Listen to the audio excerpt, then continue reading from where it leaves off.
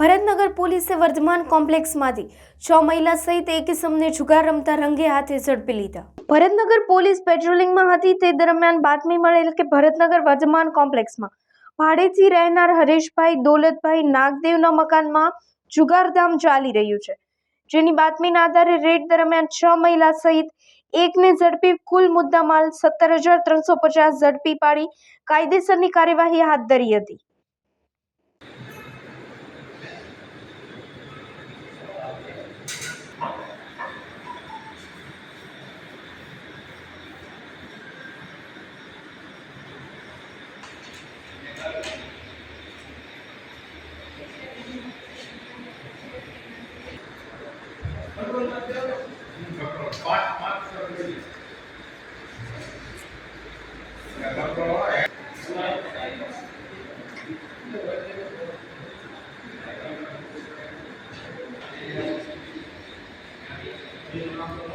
काम याद लगा